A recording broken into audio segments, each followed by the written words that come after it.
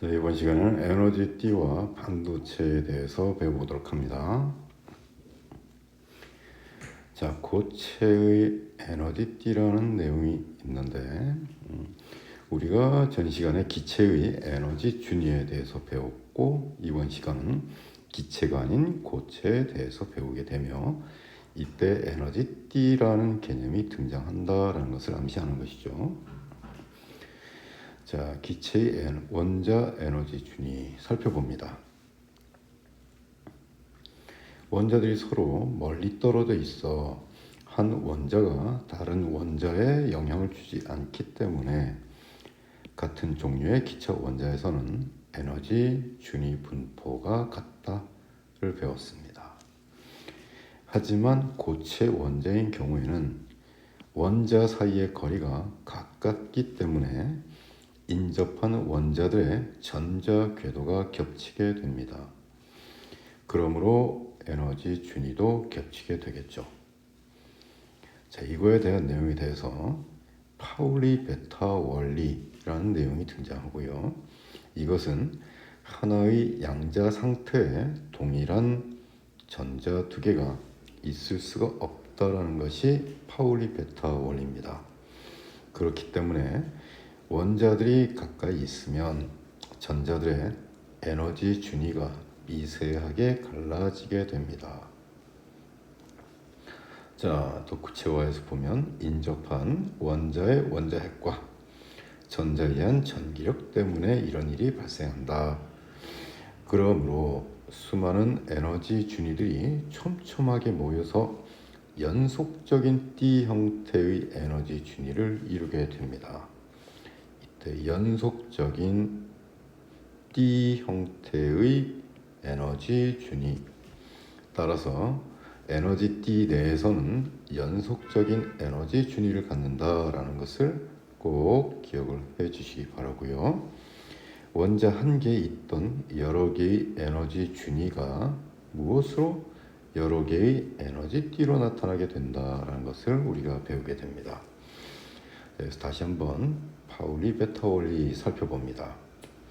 한 원자에서 같은 양자 상태에 두 개 이상의 전자들이 함께 존재할 수 없다는 것이 바로 파울리 베타 원리입니다. 그렇기 때문에 전자들은 각각 다른 양자수 조합을 가져야 한다라는 것이 바로 파울리 베타 원리다. 자, 그림으로 한번 살펴볼게요. 자, 원자가 한 개일 땐 기체 상태이겠고, 이 경우에는 이렇게 불연속적인 여러 개의 에너지 준위를 갖게 되지만, 원자가 두 개가 같이 있을 때는 이렇게 두 원자의 에너지 준위가 미세한 차이를 두며 존재하게 됩니다. 그렇다면 원자가 매우 많을 때는 어떻게 됩니까? 이러한 과정이 연속적으로 이루어지겠죠. 따라서 에너지 준위는 거의 연속적인 띠를 이루게 된다. 그리고 에너지 띠와 에너지 띠 사이를 우리는 뭐라고 부르느냐? 띠간격이라고 부르게 됩니다. 여기엔 전자들이 존재할 수가 있다 없다? 없다라고 배웠습니다. 그리고 이 에너지 띠를 이쪽으로 넘어가 보시면 다시 허용된 띠라고도 표현을 하게 됩니다. 그러므로 허용된 띠는 곧 무엇을 의미하는 것이다? 에너지 띠를 의미하는 것이다. 이것을 꼭 명심하시기 바랍니다. 자, 에너지 띠의 구조에 대해서 다시 한번 살펴보도록 합니다. 허용된 띠란 것은 무엇이냐라고 하면 전자가 존재할 수 있는 에너지 영역이다. 그리고 절대 온도가 0켈빈일 때 암기 필수입니다. 고체 원자들의 전자들은 허용된 띠의 에너지가 낮은 부분부터 채워 나간다. 자, 다시 말하면 여기부터 이렇게 전자가 채워지게 된다는 얘기입니다. 그리고 원자가 띠란 말이 나오는데 전자가 채워진 에너지 띠 중에서 맨 위에 띠이기 때문에 에너지 준위가 가장 높은 띠다라고 나와 있죠. 자, 쉽게 말해서 그냥 가장 바깥 자리에 위치한 에너지 띠다, 맨 위에 띠다. 그리고 이 에너지 띠는 에너지 띠에 존재한 전자는 자유롭게 움직이지 못한다. 구속되어 있다라고 표현해야 됩니다. 자, 그리고 참고로 왜 그럴까라고 하면 빈자리가 없기 때문이다. 이렇게 익혀두시면 됩니다. 자, 그리면 낮은 부분부터 채워져 나간다라는 것을 다시 도식화해서 우리가 확인해 보도록 합니다. 자, 전자는요 항상 낮은 에너지 준위부터 높은 에너지 준위로 올라가면서 두 개씩 채워진다는 것, 이렇게 나와 있죠. 이것도 한번 참고로 익혀두시고, 자, 전체적으로는 에너지가 낮은 부분부터 채워져 나간다라는 것을 꼭 기억을 해주시기 바랍니다. 자, 원자과 띠에 대해서 배우게 되면 곧 이어 우리는 전도띠에 대해서 배우게 됩니다. 자, 전도띠란 건 원자과 띠 바로 위에 에너지 띠다. 전도띠도 에너지 띠다. 그리고 이 전도띠에는 전자가 채워져 있지 않습니다. 원자과 띠에 있던 전자과 띠 간격 이상의 에너지를 흡수하면 우리가 에너지 준위 파트에서도 전자의 전이가 이루어지려면 에너지 준위 차이에 해당되는 에너지를, 광자 에너지를 흡수를 해야 한다라고 배웠듯이, 마찬가지로 원자과 띠에 있던 전자가 띠 간격 이상의 에너지를 흡수하면 전도띠로 전이해서 움직일 수 있게 됩니다. 이때 이 전자를 자유전자라고 하겠죠. 자, 그리고 띠 간격에 대해서 다시 한번 우리가 익혀봅니다. 에너지 띠 사이의 간격이다. 그리고 전자는 이 영역의 에너지 준위를 가질 수가 없다라는 거 전 시간에도 배웠고 이번 시간 또 배우게 됩니다. 자, 이 띠 간격이란 건요, 고체의 전기 전도도를 결정하는 중요한 요인에 해당됩니다. 그러므로 띠 간격에 대해서는 전기 전도도와 관련 지어서 익혀주시면 좋을 것 같아요. 자, 이번엔 고체의 전기 전도성에 대해서 배워보도록 합니다. 자, 전자가 모두 채워져 있는 원자과 띠에 있는 전자는 자유롭게 움직이지 못합니다. 자, 그러면 비어있는 전도띠로 전이된 전자는 전류를 흐르게 할 수 있다라고 여기 배우게 되는 거죠. 자, 그러면 에너지띠 구조의 차이에 따라서 전기 전도도가 달라진다라고 표현할 수 있는 겁니다. 그러면 전기 전도도 한 번 더 살펴보도록 할게요. 물질 내에서 전류가 얼마나 잘 흐르는지를 나타내는 성질을 전기 전도성이라고 표현합니다.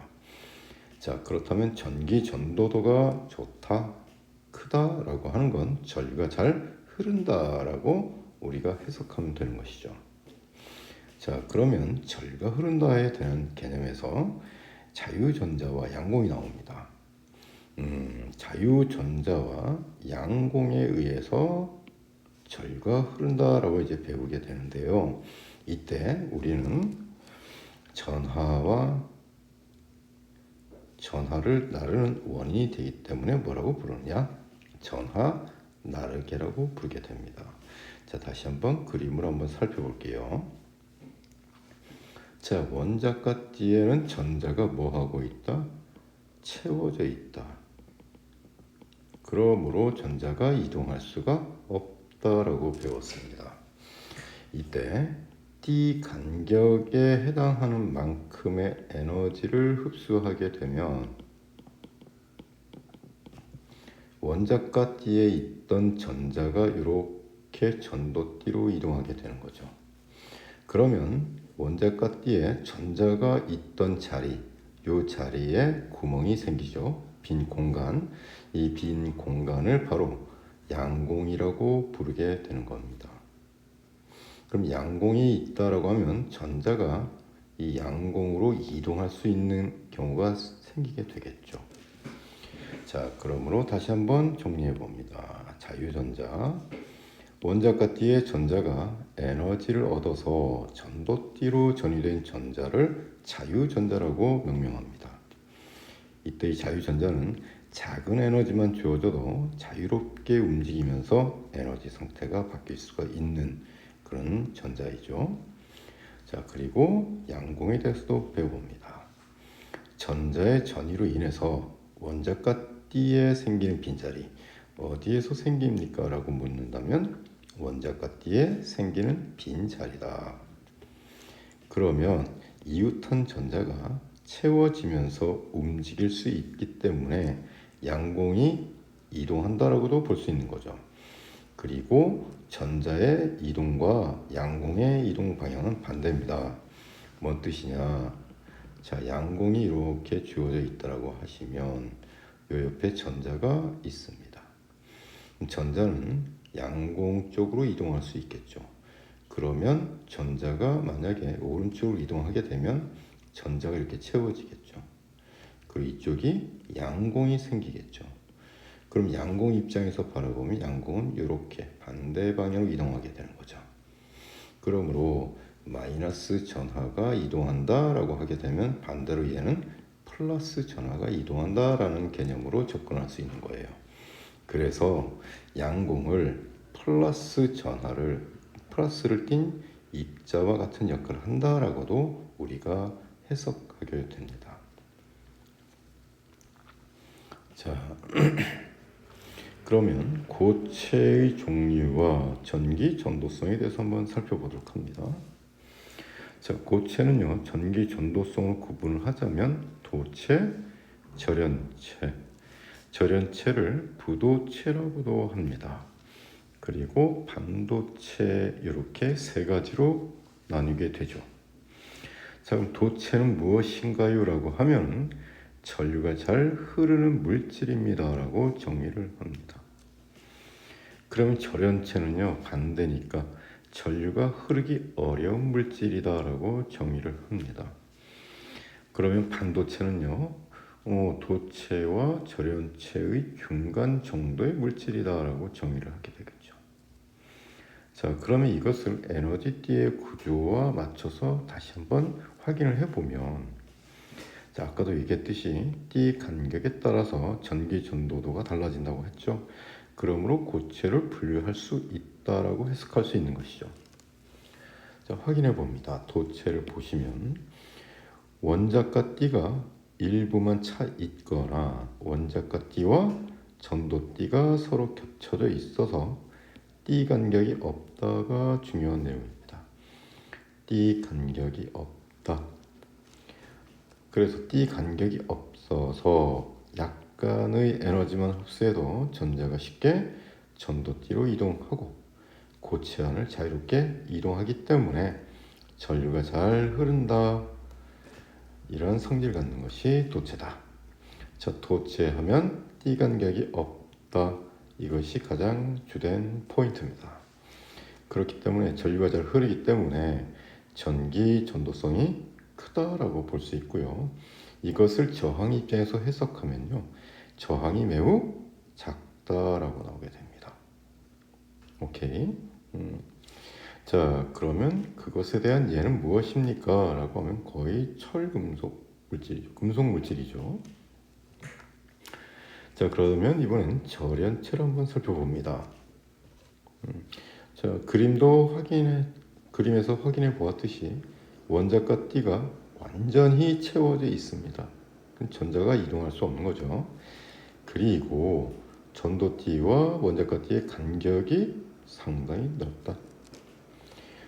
띠 간격이 매우 넓어서 전자가 전도띠로 올라갈 수 없기 때문에 전류가 거의 흐르지 않는다가 됩니다. 이러한 상태라는 것은 전기 전도성이 매우 작다라고 표현하고요. 저항 입장에서 보자면 저항이 매우 크다. 이렇게 해석하면 되는 거죠. 자, 전류와 연관지어서 다시 한번 얘기를 해보면 전류는 전기 전도성과 비례 관계라고 볼 수 있고요. 전류는 저항과는 반비례 관계라고 볼 수 있는 것이죠. 그리고 전기 전도성과 저항은 마찬가지로 반비례 관계다라고 우리가 꼭 해석을 해야 하는 겁니다. 자, 그러한 성질을 갖고 있는 물질은 무엇이 있습니까? 라고 하면 다이아몬드, 유리, 나무, 고무 등 비금속 물질이다. 자, 마지막으로 반도체 확인해 볼까요? 반도체는 절연체와 비교를 해보면 되는 것이죠. 띠 간격이 좁습니다. 그리고 그림에서 원자과 띠가 완전히 채워져 있어요. 자, 여기서 원자과 띠가 완전히 채워져 있다.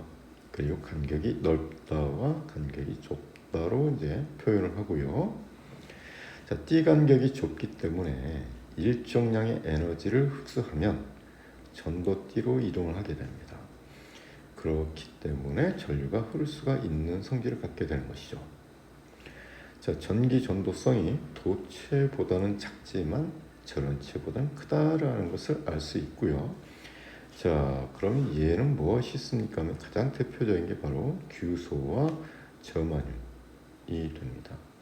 자, 그리고 이거 14족 원소다까지 같이 익혀 두시기 바랍니다. 자, 궁금한 포인트 한번 짚고 넘어갈까요? 절연체띠 간격은 보통 5전자볼트에서 8전자볼트 정도이다. 하지만 반도체의 띠 간격은 1전자볼트 됩니다. 그래서 일정량의 에너지를 흡수하면 전도띠로 전자가 이동할 수 있다 라는 것을 다시 한번 확인하는 겁니다. 자, 그러면 전기 전도도에 대한 내용도 우리가 확인해 봐야죠. 자, 전기 전도도라는 것은 전기 전도성을 정량적으로 나타낸 물리량이다. 그리고 외부 전압에 의해 고체에서 전자가 자유롭게 이동할 수 있는 정도를 의미한다. 즉, 전자가 잘 이동하는 것을 확인하는 것이죠. 자, 그럼 전기 전도도와 또 하나 비저항이라는 용어를 우리가 확인하게 되는데요.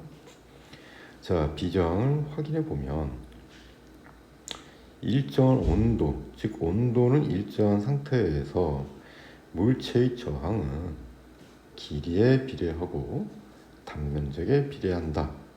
이것이 바로 저항에 관련된 내용입니다. 이때 요 상수를 비례상수죠. 우리가 뭐라고 하느냐? 비저항이라고 합니다.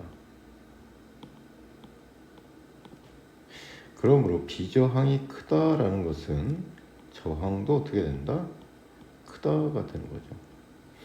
그래서 우리는 비저항을 저항이 아닐 비자가 아닙니다. 비저항은 저항이 아니다가 아니라 비저항이란 건 상수값이고 이 비저항이 크면 저항도 크다라는 이 개념으로 접근하셔야 돼요. 그러므로 비저항이 크다라고 하면 저항이 크다. 그러면 전류는 잘 흐르지 못한다의 개념이 됩니다. 꼭 기억을 하셔야 됩니다. 그리고 비저항의 역수를 우리가 뭐라고 표현하느냐? 전기 전도도라고 합니다. 따라서 전기 전도도는 비저항과 어떤 관계? 역수 관계다. 이것을 꼭 기억을 해주시기 바라요. 자, 여기 주어진 공식은 차후의 문제에서 요구할 때 한번 다시 다뤄보도록 합니다. 자, 이번엔 에너지띠와 반도체를 공부해 보도록 할게요. 자, 실제 고차는 원자의 종류, 결정 구조, 주변의 온도, 그리고 불순물의 포함 정도에 따라서 전기 전도도가 달라질 수 있습니다. 그러면 같은 종류의 원자라도 주변 온도나 불순물의 포함 정도가 다르다면 달라질 수도 있는 거죠. 자, 다시 한번 체크할게요. 전기 전도도가 작다. 작다. 전류가 잘 흐르지 못한다. 비저항이 크다. 전류가 잘 흐르지 못한다. 세트입니다. 그래서 이 문장은 꼭 여러분들이 숙지하셔야 됩니다. 자, 이것에 대해서 탐구 자료창을 살펴보시면 측정하는 실험이 나오게 되겠죠. 자, 이때 살펴보았을 때 결과값이 나옵니다. 이렇게. 자, 전기 전도도를 확인해 보면 이렇게 수치화돼서 나오는데, 자, 금속 물질을 살펴보시면 거의 10의 7제곱 형태의 값을 갖겠죠. 하지만 저마늄과 규소 이거 살펴보면 규소를 보았을 때 10의 마이너스 세제곱의 값을 갖는데 유리 고무는 이것과는 비교할 수 없을 정도로 10의 마이너스 11제곱 또는 10의 마이너스 14제곱 정도의 전기 전도도를 갖는다. 이것을 한번 꼭 확인을 하고 넘어가도록 합니다. 자, 그러므로 전기 전도도를 비교하면 전기 전도도가 크고 누가 금속 물질은 절연체나 반도체는 전기 전도도가 작다는 것을 실험을 통해서 우리가 확인이 됩니다. 자, 그리고 필수적으로 여러분들이 꼭 기억을 해 주실 것은 뭐냐? 비저항이란 것은요, 물질의 온도에 따라 변하는 물질의 특성입니다. 무엇에 따라서 온도의 영향을 많이 받는다는 얘기죠. 대체로 금속과 같은 도체는 온도가 증가할수록 비저항이 증가합니다. 비저항이 증가한다는 것은 전류가 잘 흐르지 못하게 된다는 것이고, 반면에 반도체는 온도가 증가하면 비저항이 감소합니다. 그럼 왜 감소합니까? 그만큼 에너지 공급이 수월하게 이루어지니까 전도띠로 전자가 많이 전이하게 되겠죠. 그 현상에 의해서 전류가 더 잘 흐른다라고 여러분들이 생각하시면 됩니다. 자, 개념 확인 문제 같이 해보도록 할게요. 자, 기체의 에너지 준입니다. 서로 멀리 떨어져 있어서 한 원자가 다른 원자에 영향을 주지 않기 때문에 같은 종류의 기체 원자에서는 에너지 준위 분포가 서로 같다죠.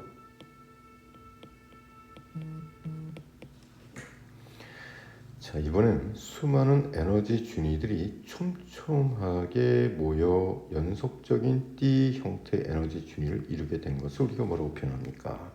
띠 형태니까 고체의 에너지 띠죠.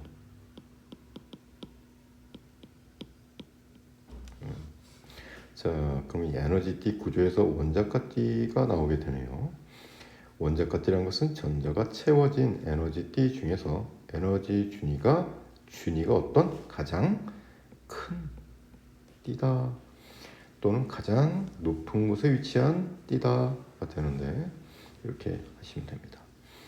자, 그럼 원자가 띠 위에는 누가 있습니까를 우리가 또 묻게 되는데 이것이 곧 뭐다? 전도띠다라고 배웠죠. 자, 에너지 띠 사이의 간격을 뭐라고 불렀을까요? 띠와 띠 사이의 간격이다. 띠 간격. 그리고 이 띠 간격에는 전자는 무조건 이 영역에 에너지 준위를 가질 수 없다죠. 자, 전자의 전위로 인해서 원자가 띠에 생기는 빈 자리를 우리가 뭐라고 배웠죠? 양공이라고 배웠다. 그리고 전자의 이동 방향과 반대이기 때문에 플러스 전하와 같은 역할을 한다라고 우리가 배웠습니다. 자, 반도체란 것은요, 띠 간격에 의해서 전기 전도도가 달라진다고 했죠. 그러므로 띠 간격이 도체보다는 어떨까요? 넓고 절연체보다는 좁다 또는 크다, 작다 이렇게 표현할 수도 있겠지. 자, 물질 내에서 전류가 잘 흐르는 정도를 나타내는 물리량은 우리가 뭐라고 했을까요? 바로 전기 전도도다. 이렇게 표현하는 거죠. 자, 전류가 잘 흐르는 정도. 그 다음에 이것의 역수와 같다라고 했죠. 이것이 바로 비저항이다라고 했습니다. 자, 그럼 문제 또 같이 풀어보도록 합니다. 자, 에너지띠에 대한 설명이군요. 그러면 시작합니다. 에너지띠는 기체가 아니라 고체라고 했으니까 옳지 못한 문장이고, 자, 전자는 띠 간격에 해당하는 에너지는 가질 수가 없죠.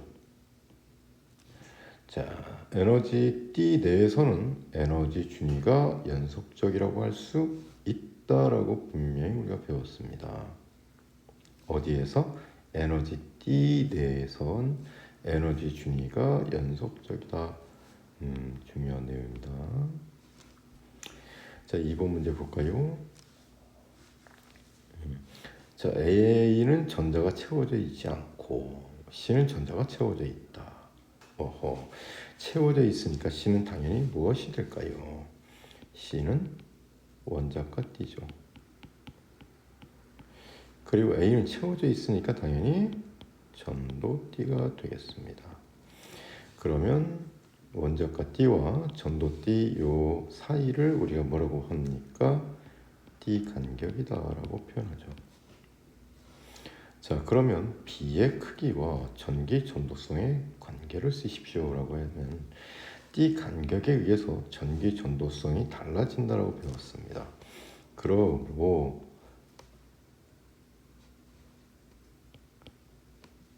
B의 크기가 작을수록 전기 전도성이 어떻다? 좋다. 이렇게 표현할 수 있는 거죠. 자, 자유전자와 양공 설명해 봅시다. 원자가 띠에 있던 전자가 이것 이상의 에너지를 흡수해서 전도띠로 전이한다라고 했으니까, 자, 이때 흡수해야 하는 에너지는 항상 얼만큼? 띠 간격 이상만큼이라고 배웠습니다. 자유전자가 되어서 고체 내에서 움직일 수 있게 되고요. 전자의 전이로 인해 생긴 양공은 이웃한 전자가 채워지면서 움직일 수 있죠. 자, 전자의 이동 방향과 반대로 이동하니까 얘는 플러스 전하를 띤 입자와 같은 역할을 한다고 배웠습니다. 자, 그 다음 문제 볼까요? 자, 가, 나, 다 그림을 살펴보면 우리는 항상 원자가 띠와 전도띠의 관계를 확인합니다. 가인 경우에는 띠 간격이 없는 상황이고, 나와 다는 띠 간격이 있는데 다는 띠 간격이 넓고 나는 띠 간격이 좁죠. 이를 통해서 확인할 수 있는 것, 다는 고체가 아니라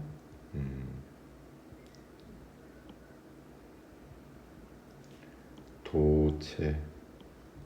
그럼 다인 경우가 절연체. 그럼 그 중간의 과정이니까 나는 반도체다. 이렇게 볼 수 있겠고. 자, 그러면 5번 문제 들어가 봅니다. 띠 간격이 없는 고체입니다 라고 하면 도체. 원자가 띠가 완전히 채워진 고체입니다 라고 하면 누굴까요? 바로 절연체와 반도체다. 절연체와 반도체는 원자가 띠가 완전히 채워진 고체죠. 자, 원자가 띠와 전도띠 사이에 띠 간격이 가장 큰 고체는 바로 절연체죠. 그래서 니은이 되겠군요. 자, 그럼 여기서 다시 한번 우리가 확인 체크할 필요가 있어요. 원자가 띠가 완전히 채워져 있다라는 것은 전도띠에 전자가 없다라는 것을 의미합니다. 그런데 온도가 매우 낮은 상태에서는 반도체도 전도티에 전자가 없습니다. 그렇기 때문에 온도가 낮은 상태에서는 둘 다 되는 건데, 여기서 온도란 말이 제시되어 있지 않기 때문에 일반적으로 니은보다는 디귿에 더 초점을 맞춰줘야 하는 게 옳은 표현이 될 것 같아요. 자, 물질의 전기 전도성에 대한 설명이다. 확인해 볼게요. 전기 전도도는 고체의 전압을 걸었을 때 양공이 자유롭게 이동할 수 있는 정도를 의미한다. 자, 양공이란 것은 어디에 존재하는 거다? 원자까지다. 자, 그러나 전기 전도도는 어디에? 전도띠에 있는 전자. 그것을 다루니까 틀린 내용이 됩니다. 자, 도체는 절연체보다 전기 전도도가 당연히 크죠. 자, 물질의 전기 전도도는 비저항이 그럼 다시 전기 전도도와 비저항은 서로 반비례 관계라고 했습니다. 그러므로 클수록 크다가 아니라 클수록 작다라고 표현해야 되겠죠. 틀린 문제가 되죠.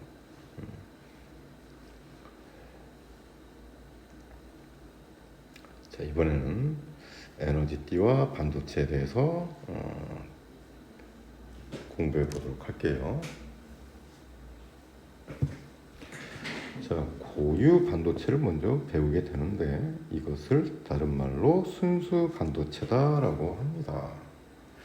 그러면 고유 반도체부터 차근차근 한번 공부해 보도록 하겠습니다. 자, 규소나 저마듐으로만 구성되어 있죠. 규소나 저마듐으로만 구성된 반도체를 고유 또는 순수 반도체다라고 합니다. 그리고 낮은 온도에서 양공이나 자유전자의 수가 매우 적어 절연체에 가깝다라는 내용이 등장하죠. 이때 낮은 온도라는 것을 꼭 우리가 기억을 해 주시기 바랍니다. 자, 이 구조에 대해서 그림을 다시 한번 확인해 볼까요? 자, 오로지 규소로만 구성됩니다. 그리고 이웃하는 관계에서 전자들은 서로 공유 결합을 합니다. 공유 결합. 자, 원자과 전자 네 쌍이 공유 결합하고 있고요. 모든 원자과 전자가 결합에 참여하고 있기 때문에 자유전자나 양공의 수가 매우 적다라는 것을 우리가 확인을 하고요. 자, 그러면 이러한 고유 반도체 말고 비고유 또는 불순물 반도체도 이제 우리가 배우게 됩니다. 고유 반도체에 특정한 불순물을 넣어서 전기 전도성을 증가시키는 반도체다. 따라서 불순물 반도체의 목적은 무엇이다? 전기 전도성을 증가시키는 것이다 라는 것을 우리가 이제 배우게 되는 것이죠. 그러면 어떤 방법으로 불순물을 넣는가라고 하는 것을 우리가 도핑이라고 이제 배우게 됩니다. 반도체에 특정한 불순물을 섞는 과정에서 여기부터 중요합니다. 띠간격 사이에 새로운 에너지 준위를 삽입하는 것과 같다. 이것이 바로 도핑의 주된 방법이라고 볼 수 있는 거죠. 그러므로 새로운 에너지 준위를 삽입한다. 이것이 핵심적인 내용입니다. 그러면 불순물의 종류에 따라서 P형 반도체와 N형 반도체로 이제 나뉘게 되는데 그 과정에 대해서 차근차근 확인해 보도록 합니다. 일단 P형 반도체란 것은 13족 원소를 넣는 것이죠. 이때 13족이란 것은 원자과 전자가 3개인 원소입니다. 자, 종류도 정확히 여러분들이 암기하셔야 합니다. 그래서 붕소, 알루미늄, 갈륨, 인듐 4가지는 꼭 암기를 하셔야 합니다. 자, 그렇게 되면 인접한 규소 원자에서 전자를 얻은 붕소는 음이온이 됩니다. 이게 뭔 뜻이냐? 전자가 부족하죠. 그죠? 그래서 한쪽은 음이온이 된다.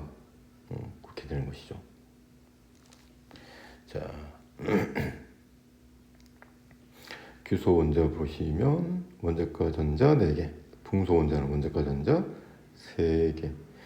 따라서 이것을 우리가 어떻게 표현하는지 한번 확인해 봅니다. 자, 원자과 전자가 4개인 규소에 원자과 전자가 3개인 붕소를 첨가합니다. 그럼 3개의 전자는 공유 결합을 하지만 전자 1개가 부족해서 빈자리인 양공이 생기게 되는 거죠. 전자가 부족하니까 양공이 생긴다. 그러므로 P형 반도체에서 가장 대표적인 예시는 뭐다? 양공이다. 자, 그러면요, 주변의 전자가 양공을 채우면 전자가 빠져나간 자리에 새로운 양공이 생기겠죠. 자, 그러면 우리가 전자가 아닌 양공 입장에서 확인해 보면 양공이 이동하는 것이죠.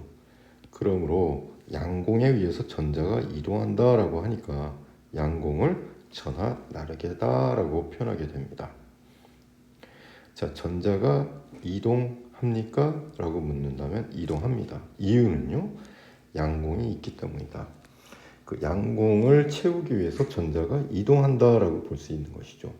따라서 전자가 이동할 수 있게 해준 역할은 누가 해주느냐? 양공이다. 그러므로 양공이 전하 나르게 역할을 한다라고 나와 있는 것이고, 우리는 이것을 명확하게 헷갈리면 안 됩니다. 명확하게 숙지하셔야 해요.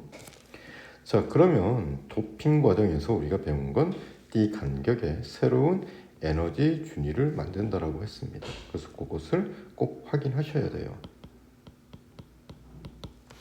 자, 그러면 불순물에 의해서 원자과 띠 바로 위에 새로운 에너지 준위가 만들어진다. 다시 말해서 어디에? 원자과 띠 바로 위에 이렇게 불순물 에너지 준위가 만들어집니다. 자, 새로운 에너지 준위가 비어 있기 때문에 원자과 띠의 전자가 쉽게 전이할 수 있다라는 얘기가 되는 거죠. 자, 이렇게 되므로 원자과 띠에는 양공이 발생하게 됩니다. 자, 양공에 의해서 원자과 띠 위 바로 위에 불순물 에너지 준위가 만들어진다는 것 꼭 명심하시고, 그렇기 때문에 이 불순물 에너지 준위에 전자가 원자과 띠에 있던 전자가 올라갈 수 있다. 요거 꼭 명심하셔야 합니다. 자, 이번엔 N형 반도체를 배우게 되는데요. N형 반도체는 P형 반도체와 비교해 보았을 때 원자과 전자가 몇 개? 5개인 원소를 사용합니다. 이것을 우리는 15족 원소라고 하죠. 자, 그럼 종류도 알아둬야 한다라고 했어요. 그래서 인, 질소, 비소 3가지만 익혀두시면 됩니다. 자, 그러면 규소 원자에다가 원자과 전자가 5개인 인 원자를 첨가하게 되면 어떤 현상이 나타나느냐? 원자과 전자가 4개인 규소에 원자과 전자가 5개인 인을 첨가하면 4개의 전자가 공유 결합을 하고 전자 1개가 남게 됩니다. 그러면 남는 전자는 원자에 약하게 속박되어 있기 때문에 자유롭게 이동할 수 있게 되죠. 그러므로 N형 반도체에서는 전자가 전하 나르게 역할을 한다라는 것을 꼭 익혀두셔야 합니다. N형 반도체에서는 양공이지만 P형 반도체에서는 양공이지만 N형 반도체에서는 전자가 전하 나르게 역할을 한다라고 꼭 명심하시고요. 자, 그러면 불순물에 의해서 전도띠 바로 아래에 새로운 에너지 준위가 이렇게 만들어지는 겁니다. 그래서 원자과 띠가 완전히 채워져 있기 때문에 전자는 새롭게 만들어진 준위에 이렇게 채워지겠고, 그리고 여기에 채워진 전자는 전도띠로 쉽게 전이할 수 있는 것이죠. 자, 이 그림은 매우 중요한 그림입니다. 자, P형 반도체다. 그러면 양공이 생긴다. 그 양공이 자리하는 에너지 준위는 바로 원자과 띠 바로 위에 있다. 자, N형 반도체는 전자가 남는다. 그러면 남는 전자가 위치한 에너지 준위는 바로 전도띠 바로 아래에 형성된다. 그래서 P형 반도체는 원자과 띠에 있는 전자가 이렇게 양공이 만든 에너지 준위로 이동할 수 있는 것이고, N형 반도체에서는 남는 전자가 전도띠로 전이할 수 있는 이러한 구조를 갖는다. 꼭 기억을 해주시기 바랍니다.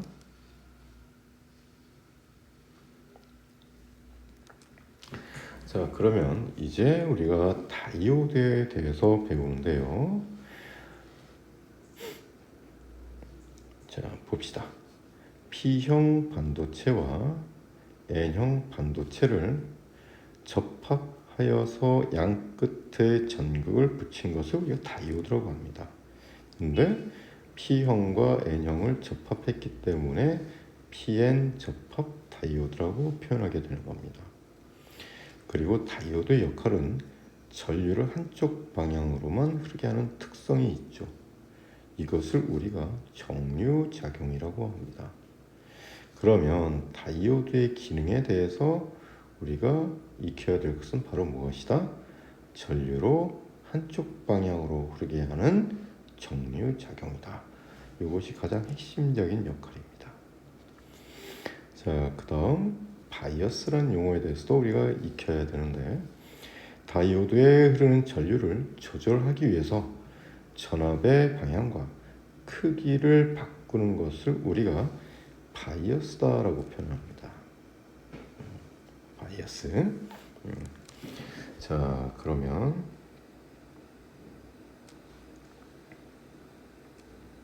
용어 정리를 한번 볼까요?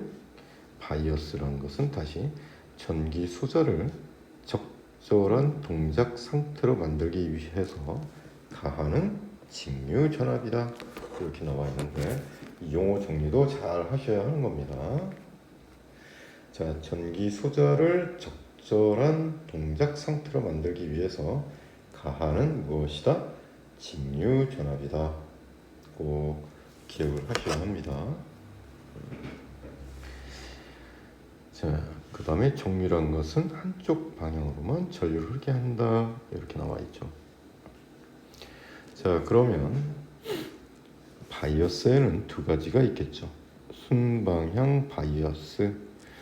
이것은 순방향 전압과 같은 맥락으로 우리가 생각하면 되는 거예요.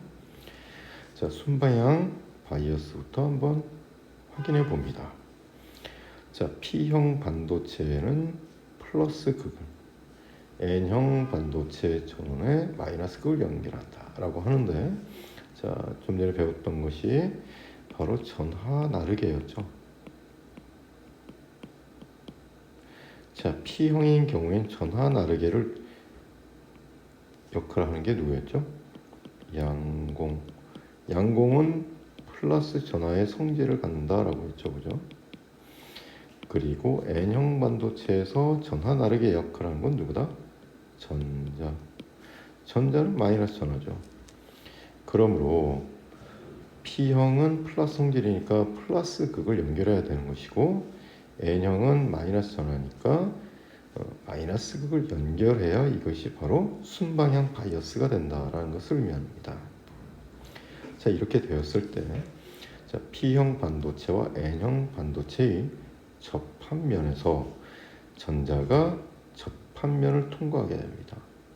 그러므로 인해서 접합면이 얇아진다라는 것을 우리가 그림상으로도 꼭 확인해야 됩니다. 자, 양공이 N형 반도체 쪽으로 이동을 하고 전자는 P형 반도체 쪽으로 이동하여서 접합면에서 결합을 하게 됩니다. 이때 양공과 전자가 접합면을 쉽게 통과하게 되니까 전류가 흐르게 된다. 이것이 바로 순방향 바이어스의 구조입니다. 자, 역방향 바이어스는요, 역방향 전압이다라고도 해석한다고 했죠. 이때 P형 반도체는 플러스 성질을 갖는데 반대인 극을 연결하는 거죠. 마이너스, 그 다음에 N형 반도체는 마이너스 전압을 갖는데 반대로 플러스 극을 연결하게 됩니다. 그럼 어떤 현상이 나타나는가라고 하게 되면, 자, 양공은 플러스인데 여긴 마이너스 전극을 걸어줬죠. 그럼 전하의 종류가 반대니까 이렇게 마이너스 쪽으로 이동하겠죠. 당기는 거니까. 자, 얘도 마찬가지로 전자는 마이너스고 여긴 플러스극 걸어줍니다. 전하의 종류가 다르면 당기니까 전자가 이쪽으로 이동하겠죠. 이렇게 되면 양공과 전자가 접합면을 통과할 수 없게 되면서 접합면이 어떻게 된다? 두꺼워진다. 이렇게 되는 거죠. 자, 다시 정리해보면 양공은 마이너스 극 쪽으로 이동하고 전자는 플러스 극 쪽으로 이동하게 되겠죠. 이렇게 되면서 양공과 전자가 접합면을 통해 이동할 수 없기 때문에 전류가 흐르지 않는다라고 우리가 해석하게 됩니다. 자, 이렇게 해서 순방향 바이어스와 역방향 바이어스에 의한 접합 다이오드 구조를 우리가 확인해 보았습니다. 참고로 PN 접합 다이오드에 대한 그림이 여러 가지가 제시가 되는데 실제적인 모습이고, 자, 우리가 좀 전에 익혔던 이 모습이고, 이것을 기호로 확인하게 되면 항상 화살표가 P형이다. 그리고 짝대기가 N형이다라는 것을 꼭 명심하시기 바랍니다. 꼭이에요. 자, 그러면 다이오드의 기능이 뭐였죠? 가장 큰 기능은 정류작용이다라고 했죠. 그래서 왜 정류작용을 합니까? 라고 하면 우리가 공급받는 전류는 교류죠. 근데 우리가 가정에서 사용하는 기기 제품은 직류를 사용하게 됩니다. 그래서 교류를 직류로 바꾸는 장치가 필요한 것이고, 이 역할을 하는 것이 바로 다이오드다라는 것이죠. 자, 그러면 정류회로의 원리를 한번 확인해 보도록 합니다. 자, 교류 전류를 입력을 하게 되면 이땐 순방향이다. 그러면 반대로 얘는 역방향이다. 이렇게 방향성이 순, 역 방향으로 계속 주기적으로 반복되겠죠. 이때 순방향 바이어스면 전류가 흐를 것이고 역방향 바이어스면 전류가 흐르지 않을 것이다. 그래서 결과적으로 확인해 보면 이런 그림이 나오게 된다는 얘기입니다. 자, 이렇게 이해 가셨죠? 자, 이때 교류와 직류를 다시 좀 더 구체적으로 여러분들이 꼭 기억을 해주시면 좋을 것 같아서, 교류는요, 시간에 따라서 세기와 방향이 주기적으로 바뀝니다. 세기도 변하는 거예요. 하지만 직류는 한쪽 방향으로 세기가 일정하게 흐르는 전류다라는 것을 꼭 명심하셔야 되고, 이건 놓치면 안 되는 내용이에요. 자, 그러면 다이오드의 기능은 정류작용이었는데 그럼 주로 어디에 사용됩니까? 라고 했을 때 크게 두 가지, 발광 다이오드와 광 다이오드다라는 것을 우리가 배워보도록 합니다. 자, 전류가 흐를 때 빛이 나는 다이오드다. 빛이 난다? 그럼 빛을 방출하는 거죠. 그러면 전자의 이동이 에너지가 높은 곳에서 낮은 곳으로 가야 되는 것이죠. 자, 그렇다면 여기서 전자와 양공이 결합을 하는데 광자가 방출된다라고 했죠. 그럼 여기가 에너지가 높고 여기는 에너지가 당연히 낮다라고 해석할 수 있는 것이죠.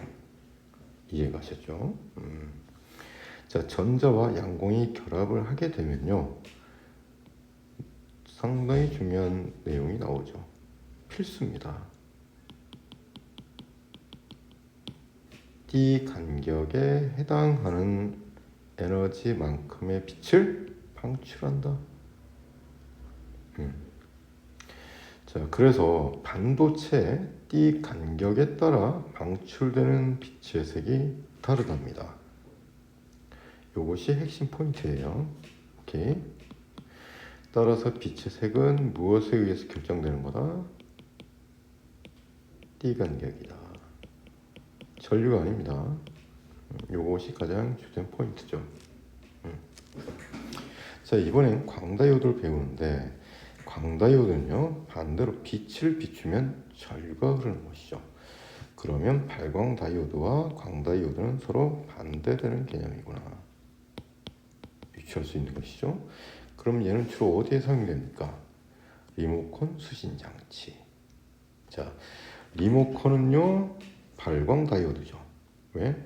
내가 채널을 바꿀 때 버튼을 누르게 되면 리모컨에선 불빛이 반짝 비춰집니다. 그 비춰진 불빛을 테레비 수신 장치에서 인지하는 거죠. 즉 빛을 인지해서 이 빛을 전류로 바꾸는 거죠. 그러므로 리모컨은 발광다라고 볼 수 있는 것이고 텔레비전은 수신 장치는 광다이오드다 이렇게 표현할 수가 있는 것이죠. 자, 이렇게 해서 다 배워봤고요. 개념 확인 문제 같이 풀어보도록 할게요. 자, 고유 반도체다. 불순물 없다. 원자과 전자가 몇 쌍이다? 네 쌍이다. 그리고 원자과 전자는 서로 어떤 결합을 하고 있다? 공유 결합을 하고 있다. 자, 이번엔 비고유 반도체입니다. 고유 반도체, 불순물을 넣어서 만든 반도체다. 불순물을 섞는 과정을 우리가 뭐라고 했다? 도핑이다 라고 했죠. 자, 그럼 P형 반도체는 어떻게 만드는 것인가? P형 반도체는 양공이죠. 전자가 부족하니까 그래서 몇 족? 13족이다. 자, 고유 반도체 원자과 전자가 몇 개 있다? 13족은 3개죠. 그리고 주로 누가 전하를 운반한다? 양공이다. 자, N형 반도체에 들어갑니다. N형 반도체 전하 다르게 누구다? 전자다. 전자가 많죠? 그래서 몇 족을 쓴다? 15족을 쓴다 라고 했습니다. 자, 그러면 고유 반도체에 원자과 전자가 몇 개인? 5개인 원소를 도핑한 반도체다. 그리고 주로 누가 전하를 운반한다? 전자가 운반한다 라고 배웠죠. 자, PN 접합 다이오드의 바이어스입니다. P형 반도체 전원에 플러스 극연결한다. 자, P형은 양공이니까 플러스 성질 간다. 같은 극 맞네요. N형 반도체는 전자가 전하 나르게 역할하고 마이너스 전하 성질된다. 따라서 같은 극 연결하니까 이때는 방향이 같구나. 순방향 바이어스다 라고 했죠. 자, 바이어스에 따른 전류 들어가는데, 자, 다이오드에는 순방향 바이어스를 걸어야만 양공과 전자가 접하면을 통과하면서 전류가 흐르게 되겠죠. 그러나 반대로 역방향 바이어스를 걸어주게 되면 전류가 흐르지 않는다라고 배웠습니다. 자, 전류를 한쪽 방향으로만 흐르게 하는 작용을 우리가 정류 작용이라고 배웠고요. 자, 전류가 흐를 때 빛을 내는 다이오드를 우리가 뭐라고 했다? 발광 다이오드다. 반대로 빛을 내면 전류가 흐르는 것은 광 다이오드다라고 했습니다. 또 문제 풀어볼까요? 자, 고유 반도체에 대한 질문이군요. 따라서 원자과 전자는 4개 다 맞고요. 그리고 원자과 전자의 전자들은 공유 결합을 한다라고 했습니다. 근데 여기서 원자들이 공유 결합을 한다라고 묻게 되었네요. 이것을 다시 한번 확인을 해보도록 합니다. 자, 여기서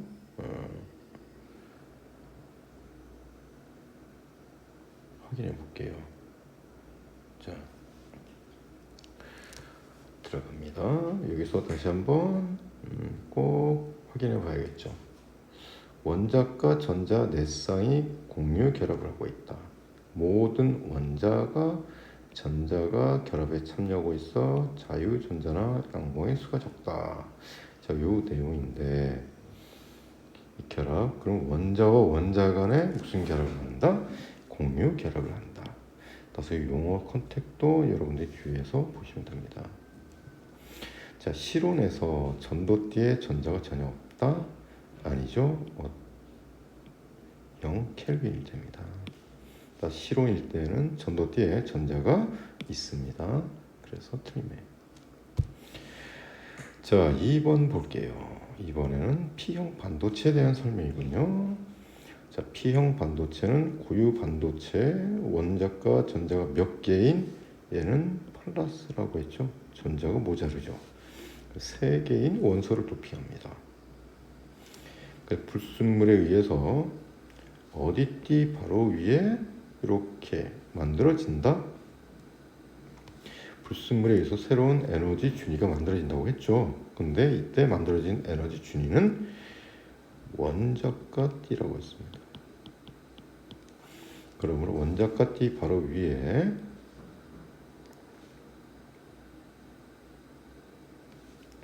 바로 위에 새로운 에너지 준위가 만들어진다. 이렇게 되겠죠.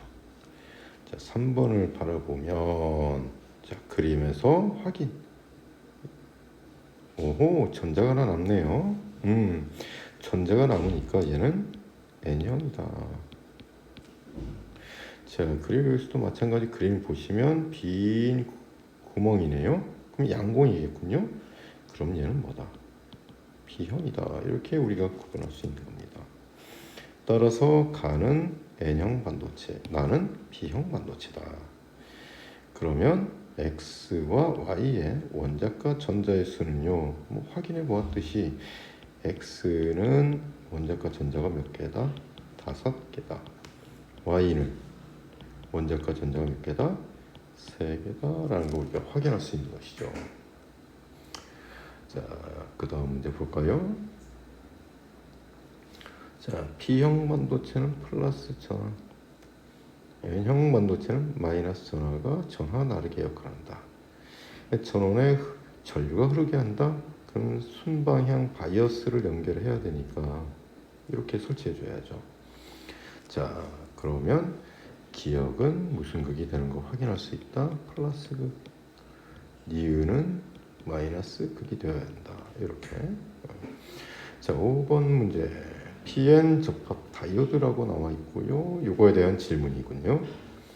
자, P형은 순방향이 되려면 P형이 플러스. 그런데 마이너스? 그러면 역방향이죠. 틀렸군요. 자, 그 다음에 다이오드란 것은 전류를 한쪽 방향으로만 흐르게 하는 정류 작용을 한다. 맞죠? 순방향 바이어스를 걸면 접합면에서 전자와 양공이 결합하죠. 그럼으로 해서 전류가 흐르게 되는 겁니다. 그래서 맞는 내용이죠. 자, 그 다음 전류가 흐르면 빛이 방출된다. 이거 배운 거 뭐죠? 발광 다이오드다.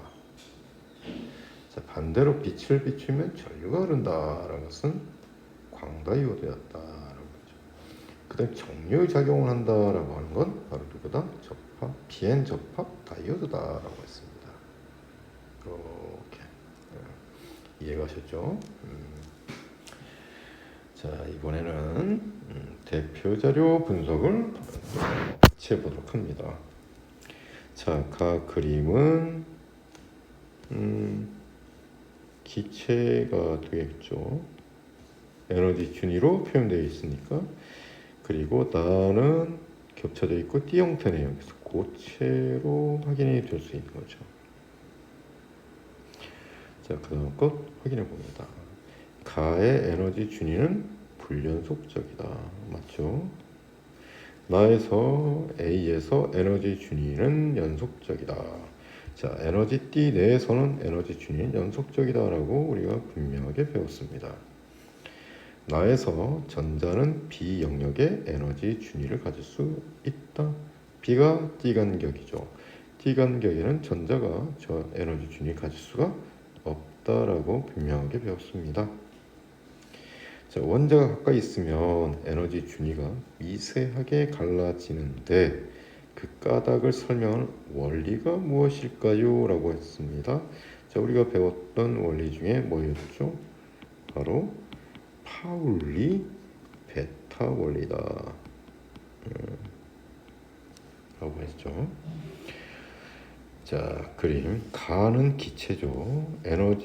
전자의 에너지는 원자 핵으로부터 멀어질수록 커진다라고 배웠습니다. 나는 고체죠. 에너지 띠에 전자가 채워질 때는 에너지 준위가 낮은 곳부터 채워지게 되어 있습니다. 그래서 틀린 내용이죠. 자, 나에서 에너지 준위가 높아질수록 띠 간격은 당연히 좁아지죠. 자, 그 다음 나에서 C에 전자가 완전히 채워지지 않았을 때 전도띠는 C에 존재한다.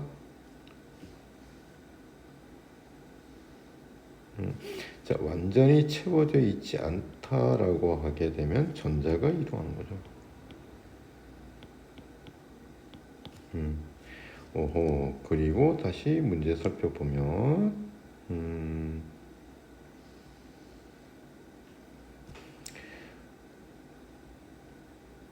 전도띠는 C에 존재한다. 오케이. 전도띠는 전자가 채워지지 않는 거죠. 자, 나에서 A의 전자가 완전히 채워지면 전자는 자유롭게 움직일 수 있다. 자, 전자가 완전히 채워진다는 것은 양공이 없는 것이고 완전히 채워지면 전자는 더 이상 이동할 수가 없는 겁니다. 그래서 어떻게 해야 됩니까? 에너지를 흡수해야죠. 얼만큼? 띠 간격 이상만큼의 에너지를 흡수해서 위에 에너지 띠로 이동을 해야 하는 겁니다. 그러므로 틀린 내용이죠. 자, 세 가지 그림이 주어져 있는데 가는 바로 뭘까요? 도체.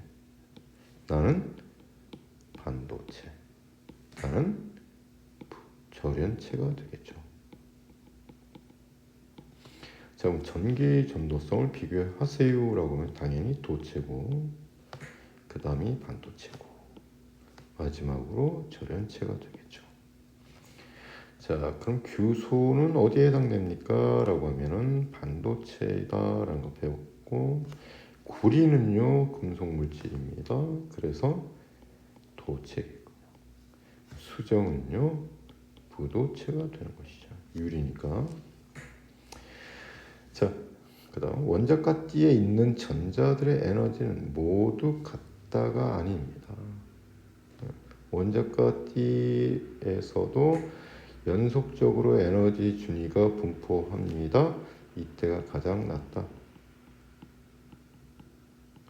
그러면 여기서는 얘가 가장 높다가 되겠죠.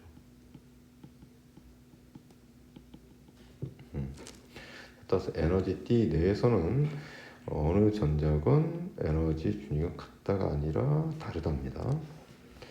자, 원자과 띠에 전자가 전도띠로 전이하려면 원자과 띠에서 전도띠로 전이를 하려면 에너지는 방출이 아닌 흡수가 돼야 되겠죠.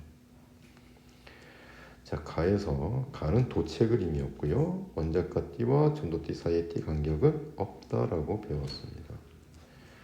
자, 온도가 높을수록 나는 반도체였죠. 자, 온도가 높아지게 되면 일정량의 에너지를 흡수할 수 있겠고, 그러므로 인해서 원자가뒤에 있던 전자가 전도띠로 이동할 수 있죠. 전자가 이동함으로 인해서 원자가띠에 있는 양공의 수는 많아지게 되겠죠. 자, 반도체에서 원자가뒤에 있던 전자가 전도띠로 전이하게 되면 자유전자가 된다라고 우리가 배웠습니다. 나는 다에 비해서 원자가띠의 전자가 전도띠로 이동하기 상당히 어렵다라고 배웠죠. 자, 자료에서 한번 똑같이 해봅니다.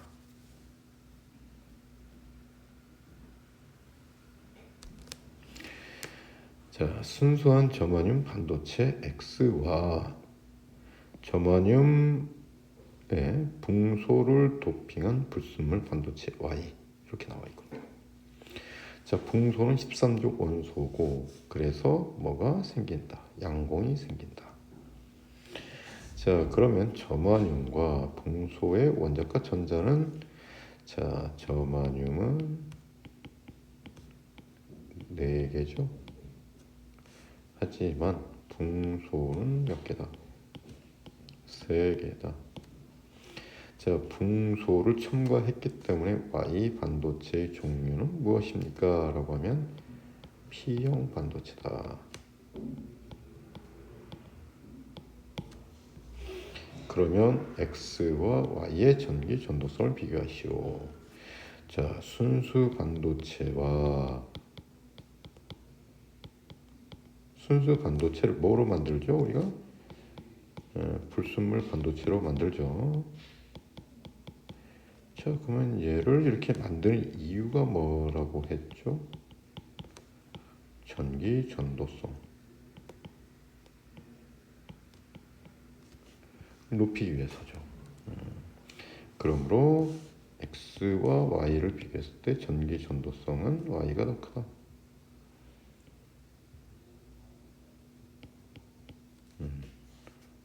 가 되는 거죠. 자, 붕소는 13족이다. 네, 맞군요. 자, Y에는 자유전자가 없다. 이것은 약간 핵심이 좀 벗어나는 거니까 이건 애매하니까 아니라고 봐야 되는 거죠. 자, Y에는 붕소가 전자를 얻으면 음이온이 된다. 맞죠? 자, 전자가 많아지면 음이온이 되는 것이죠. 자, Y는 주로 양공이 전하 나르기 역할을 한다. 맞는 것이죠. 자, Y는 붕소에 의해서 전도띠 바로 아래에 새로운 에너지 준위가 만들어진다라고 배웠습니다. 그러나 아니죠. 자, 전도띠가 아니라 누구다? 원자가띠다. 원자가띠 바로 아래가 아니라 어디다? 위다 라고 배웠습니다. 그래서 이 부분 틀렸군요. 자, 다이오드 한번 다뤄보도록 합니다. 자, P형은 플러스, N형은 마이너스. 그래서 순방향 바이어스 해주려면 이쪽이 플러스, N형 쪽은 마이너스가 돼야 되겠죠.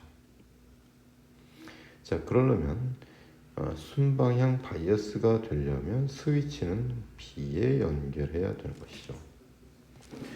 자, 질문 들어갑니다. 스위치를 A에 연결할 때 전구에 흐르는 전류의 방향을 쓰십시오 라고 했죠. 자, A에 연결하게 되면 이것은 뭐였죠? 역방향 바이어스죠. 그러므로 전류가 흐른다, 흐르지 않는다? 전류가 흐르지 않는다가 되는 거죠. 자, 그러면 이번에는 B에 연결합니다. 순방향이 되니까 전류가 흐를 수 있겠죠. 순방향이 되면 항상 전류의 방향 플러스에서 마이너스로 가는 게 바로 전류의 방향이니까 이때는 기역에서 전구 니은 이렇게 방향성을 우리가 제시하면 되는 겁니다. 자, 다이오드에 순방향 전압이 걸릴 때 전류가 흐르고 역방향 전압이 걸릴 때는 전류가 흐르지 않는다. 이와 같이 전류가 한쪽 방향으로만 흐르는 것을 우리가 뭐라고 배웠을까요? 바로 정류작용이다라고 배웠죠. 자, 그리고 다시 한번 확인합니다. 스위치를 A에 연결하면 순방향이 아니라 역방향이다라고 배웠고요. 스위치 A에 연결하면 또 역방향으로 연결하면 양공은 접합면 쪽으로 갈 수가 없고 반대 방향으로 가겠죠. 멀어지게 됩니다. 그래서 이건 맞는 내용이군요. 자, 스위치를 A에 연결하면 역방향이면 전원의 마이너스 극에서 P형 반도체에 전자가 계속 공급된다. 전자가 계속 공급된다는 것은 무엇을 나타내는 문구냐? 전류가 흐른다.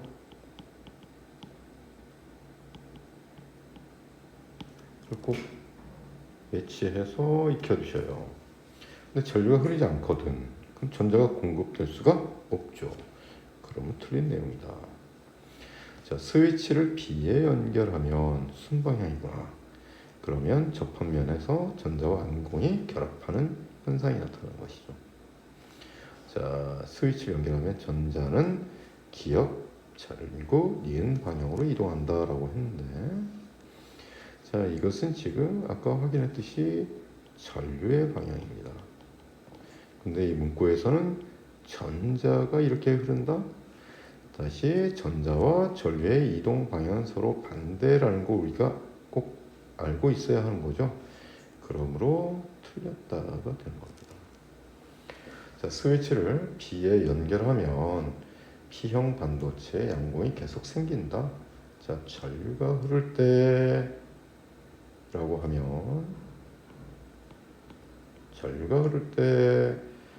하면 어떻게 됩니까? P형에는 양공이 계속 공급됩니다.